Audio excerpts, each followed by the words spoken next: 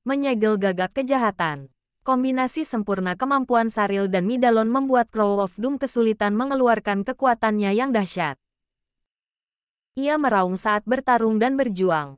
Sama sekali tidak takut terhadap bahaya apapun yang mungkin ditimpakan pihak lain kepadanya. Berhenti. Jangan terlalu menyakitinya. Begitu orang ini mulai hancur, kita akan mendapat masalah. Saril tidak lupa memperingatkan Midalon. Begitu Crow of Sin memasuki bentuk keduanya, akan sulit bagi mereka berdua untuk menekannya secara efektif. Jika kita memasuki tahap ketiga, semua orang di sini akan mati di sini. Jadi begitu. Midalen secara langsung mengubah cara bertarung. Dia memutar pedang di tangannya dan mulai menggunakan bilah lebar dari pedang besar dua tangannya untuk beradu dengan tombak pemakan setan milik Crow of Doom. Olibu tampaknya tidak dapat melihat apa yang terjadi di medan perang, dan dia hanya melafalkan semua yang tercatat dalam naskah Laut Mati. Saat ia melafalkannya, cahaya dari naskah Laut Mati mulai menutupi seluruh tubuhnya. Pada awalnya, cahaya itu hanya menerangi reruntuhan, namun tak lama kemudian cahaya itu menyebar ke segala arah bagaikan air pasang. Rantai budaya suci tiba-tiba menyeruak dari halaman-halaman buku yang beterbangan. Gualala, rantai itu melesat ke arah Crow of Sin di langit. Pada saat ini, Crow of Evil telah ditekan oleh serangan gabungan dari malaikat matahari dan bulan. Tidak peduli bagaimana mereka berpisah dan bertabrakan, mereka tidak dapat lepas dari belitan keduanya. Dia tampaknya merasakan sesuatu yang menjijikkan. Dan setelah melihat rantai rune memancarkan cahaya suci ke seluruh langit dan melilitnya, untuk pertama kalinya, dia memilih untuk meninggalkan daerah itu. Namun sudah terlambat untuk pergi sekarang. Laut cahaya bulan Saril mulai beriak di kehampaan, dan cahaya bulan tampak memiliki substansi, menjadi tembus cahaya dan lengket, membelit tubuhnya di udara dan membuat setiap gerakannya penuh perlawanan. Ingin melarikan diri. Tidak ada kesempatan untuk itu sekarang. Midalon mengayun ke depan sambil memegang pedang besar di tangan. Setiap serangan pedangnya dipenuhi dengan kekuatan sinar matahari yang dahsyat. Cahaya suci meledak di langit, dan Crow of Sin yang menindas tidak punya waktu untuk menghindar. Pada saat ini, rantai rune yang sangat besar telah menghalangi langit di sekitarnya dan mengikat tubuh Crow of Sin.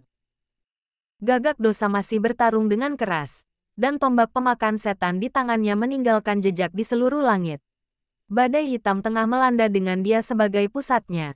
Ping pong pong. Tombak pemakan setan bertabrakan dengan pedang besar dan rantai rune, menghasilkan suara yang memekakkan telinga. Namun, rantai rune itu memiliki kekuatan sihir khusus dan tidak dapat dipotong olehnya sama sekali. Terlebih lagi, lingkaran yang menyusut itu makin lama makin mengecil. Dengan Crow of Doom sebagai pusatnya, seluruh area ditutupi dengan rantai rune seperti itu. Gualala. Sebuah rantai putus dari cincin yang melilit senjatanya, diikatkan di lengannya, lalu mengencang seperti ular piton, melilit sepanjang lengan dan tubuhnya. Burung gagak dosa membelalakkan matanya dan mencoba melepaskan diri, tetapi ternyata itu mustahil. Penindasan Midalen dan Saril telah berlangsung, dan mereka harus menyaksikan Crow of Doom jatuh ke lautan rantai rune. Olive berdiri di reruntuhan mengenakan jubah merah, membacakan naskah Laut Mati dengan khusyuk. Akhirnya, cahaya tak terbatas itu sepenuhnya menyelimuti Crow of Sin. Pengusiran setan berhasil. Saril dan Midalen saling berpandangan, dan ekspresi kegembiraan muncul di wajah mereka. Mereka sangat bangga karena berhasil melumpuhkan pemimpin Phantom Leader. Olive tidak segembira mereka. Karena dia tahu bahwa segel gagak kejahatan itu hanya sementara. Itu klon impian Mammon. Sekalipun Mammon terluka parah dan tertidur, mereka tidak dapat menyinggung perasaannya. Penindasan ini tidak akan berlangsung lama kecuali buku di tangannya adalah versi asli naskah Laut Mati yang sebenarnya. Dia bahkan tidak bisa menyegel Raven of Doom di dalam buku, hanya mengikatnya di sana. Ledakan. Olive menutup buku di tangannya, menatap gagak jahat yang disegel oleh rantai cahaya suci yang megah di langit, dan berkata kepada yang lain, kita harus pergi dari sini secepat mungkin. Dia tahu persis apa yang harus dia lakukan selanjutnya. Temukan tempat Mamen yang tersegel. Tetapi sebelum itu, dia perlu menemukan seseorang terlebih dahulu. Kekacauan yang memegang tombak Longinus. Hanya dengan memperoleh tombak Longinus, upacara penyegelan akhir dapat diselesaikan. Semua ini dipandu oleh Yang Mulia Paus, dan sama sekali tidak akan ada kesalahan. Melihat para Templar dan prajurit Crow masih bertarung di sekitarnya, Olive meletakkan buku dan menghunus pedang sucinya. Hari kiamat, api suci dapat membakar habis semua kegelapan di dunia.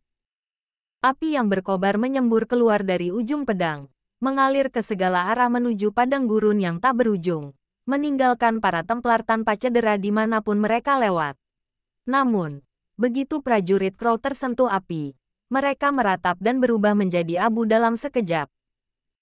Hanya dengan satu serangan, seluruh prajurit Crow yang ada di tempat kejadian dengan mudah dibasmi. Saril dan Midalon kembali dengan hormat dan menundukkan kepala di hadapannya sebagai tanda tunduk. Ayo pergi. Olive berbalik dan melihat ke arah yang jauh. Bapa Surgawi telah menunjukkan jalan kepada kita. Para ksatria Templar datang di belakangnya. Dan meskipun tubuh mereka berlumuran darah, mereka tetap mengikutinya dengan mata penuh tekad. Garis waktu. 1 bulan yang lalu, Li Changgong datang ke wilayah Donghai dan bertemu dengan tetua keluarganya, Li Guangqiao. Saat ini, di seluruh kerajaan Huaxu, distrik Jiangnan, atau lebih tepatnya distrik Tianhai Zhangyi, dan distrik Shengjing adalah yang terkuat. Apapun yang terjadi di negara ini, pemimpin kedua belah pihak dihormati dan memiliki hak bicara tertinggi. Dalam situasi ini, meskipun wilayah lain menyadari adanya kesenjangan kekuatan, mereka mungkin tidak sepenuhnya yakin. Misalnya, wilayah Laut Cina Timur, yang memiliki angkatan laut paling kuat. Kekuatan alien di wilayah Laut Cina Timur tidak termasuk dalam 3 teratas di negara Huaxu. Karena sebagian besar mutan mereka adalah perwira angkatan laut, mereka hanya dapat mengerahkan kekuatan terkuat mereka di lautan. Misalnya, Xuan Wu, dia tidak bisa bergabung dalam perang darat lainnya. Jika bukan karena ini, wilayah Laut Cina Timur pasti tidak akan absen dari pertempuran Fremons. Akan tetapi, kesampingkan masalah ini, jika hanya berbicara mengenai angkatan bersenjata, mereka adalah yang terkuat di seluruh kerajaan Huaxu. Di bidang lautan, konfrontasi jangka panjang dengan kekuatan angkatan laut nomor 1 dunia telah memupuk kualitas tempur mereka yang kuat. Ditambah dengan besarnya pendanaan militer selama bertahun-tahun, kekuatan kawasan Laut Cina Timur tidak dapat diremehkan.